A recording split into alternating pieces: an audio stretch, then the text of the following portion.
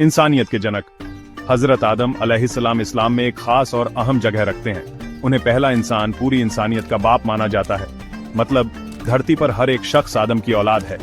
अल्लाह के पहले नबी होने का भी उन्हें सम्मान हासिल है, जिन्हें अल्लाह ने अपना पैगाम इंसानों तक पहुंचाने के लिए चुना। कुरान में उनकी कहानी सिर्फ एक इतिहास की बात नहीं है, ये हम सब के लिए एक गहरा सबक है जो हिदायत और अक्ल से भरा हुआ है। एक अनोखी पैदाइश।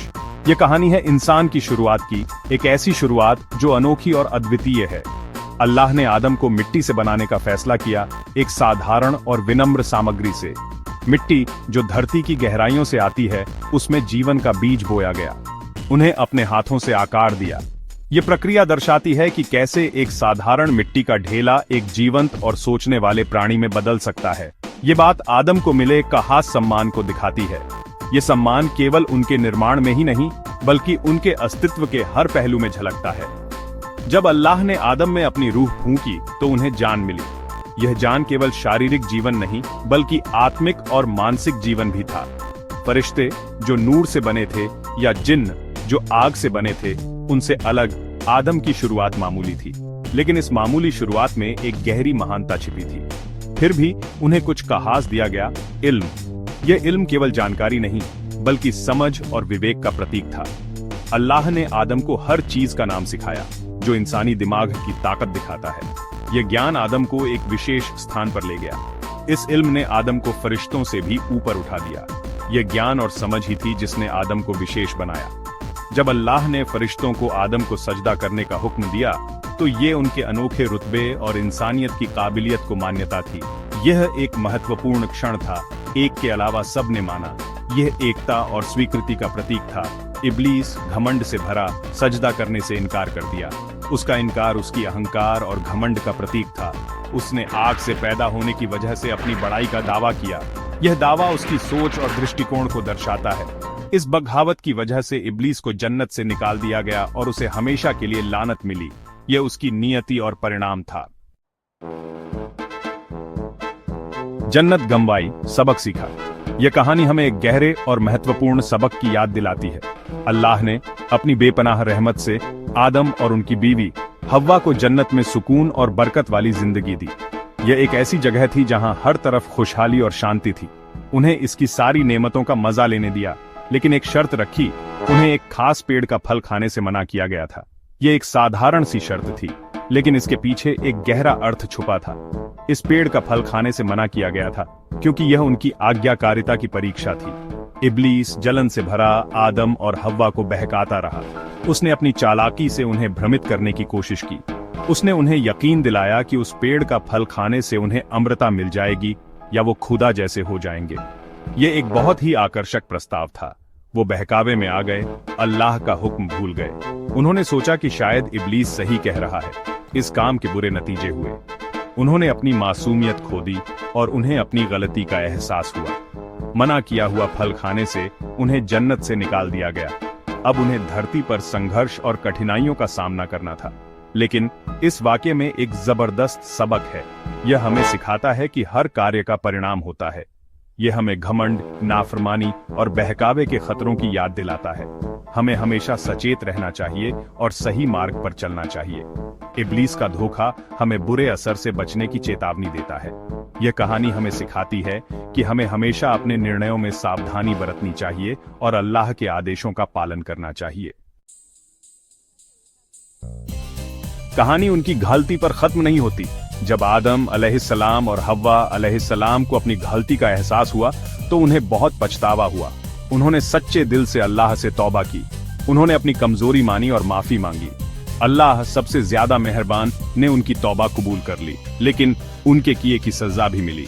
आदम अलैहिस्सलाम और हव्वा अलैहिस्सलाम को जमीन पर भेज दिया गया।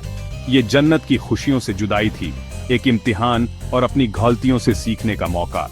इससे हमें पता चलता है कि हमारी गलतियों के बावजूद अल्लाह की रहमत बनी रहती है। सच्ची तौबा माफी का दरवाजा खोलती है। जमीन पर आदम अलैहिस्सलाम और हव्वा अलैहिस्सलाम को बेटों की नेमत मिली, जिनमें काबिल, जिसे कैन भी कहते हैं, और हाबील, जिसे एबल भी कहते हैं, शामिल थे। उनकी कहानी एक और अहम सबक सिखाती है, जलन और हसद की बर्बादी। काबील इन बुरे जज्बात से प्रेरित होकर इंसानी तारीख में पहला कत्ल किया, अपने ही भाई हाबील की जान ले ली। ये दर्दनाक वाकया हमारे जज्बात पर काबू रखने की अहमियत बताता है। अगर जलन और हसद पर काबू न रखा जाए तो इसके बहुत बुरे नतीजे हो सकते हैं। ये हमें अपनी नेमतों पर ध्यान देने और नेकी की कोशिश करने की याद दिलाता है। आदम अलैहिस्सलाम और उनके बेटों की कहानियां सिर्फ पुराने जमाने की बातें नहीं हैं, ये हमारी अपनी जिंदगी का आईना दिखाती हैं। उनकी जिंदगी के वाक्य, उनके फैसले, उनकी गलतियां और उनकी तौबा हमारे लिए गहरे सबक रखते हैं। हम अल्लाह की फरमानबरदारी की अहमियत, घमंड और हसद के खतरे, हमारे कामों के नतीजे और सच्ची तौबा की ताकत के बारे में सीखते हैं। हम में से हर कोई अपने तरीके से बहकावे का सामना करता है और गलतियां करता है। आदम अलैहिस्सलाम की कहानी हमें सिखाती है कि बात परफेक्ट होने की नहीं है, बल्कि अपनी गलतियों को मानने और अल्लाह की तरफ लौटने की है। आदम अलैहिस्सलाम की कहानी का असली मतलब अल्लाह की माफी और हिदायत मांगने के लगातार विषय में है। ये कहानी हमें यह सिखाती है कि चाहे हम कितनी भी गलतियां करें, अल्लाह की रहमत और माफी हमेशा हमारे लिए उपलब्ध है। आदम अलैहिस्सलाम और हव्वा अलैहिस्सलाम की तौबा हमें अपनी कमियों को मानने और सच्चे दिल से अल्लाह की तरफ लौटने की अहमियत सिखाती है। उनकी तौबा का मतलब सिर्फ माफी मांगना नहीं था, बल्कि अपने दिल और आत्मा को पूरी तरह से बदलना था। उनकी कहानी इस बात पर जोर देती है कि कोई भी गुनाह अल्लाह की रहमत से बड़ा नहीं है। यह हमें यह भी सिखाती है कि हर मुश्किल के बाद एक राहत होती है, जैसे तूफान के बाद इंद्रधनुष। मुख्य बात तौबा यानी पछतावे और तकवा यानी परहेजगारी की अहमियत है। तौबा का मतलब है अपने गुनाहों पर सच्चे दिल से पछताना और उन्हें दोबारा न करने का वादा करना। तौबा सिर्फ माफी मांगना नहीं है, ये दिल का सच्चा बदलाव है, गलती न दोहराने का वादा है। यह एक नई शुरुआत का प्रतीक है, एक ऐसा रास्ता जो हमें अल्लाह के करीब ले जाता है।